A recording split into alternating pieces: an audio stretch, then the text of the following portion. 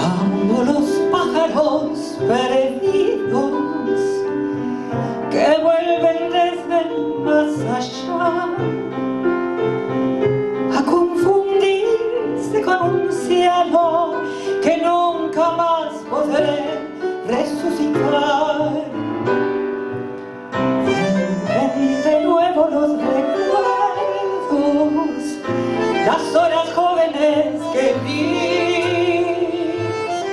y desde el mar llega un fantasma hecho de cosas que amé y perdí.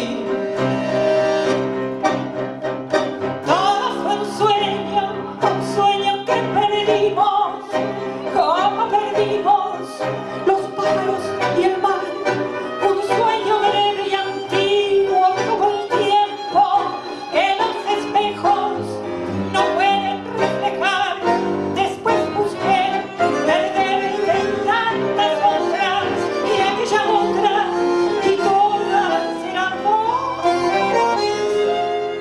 Por fin logré reconocer cuando un adiós es un adiós. La soledad me devoró y fuimos dos. Vuelven los pájaros nocturnos que vuelan ciegos sobre el mar. La noche entera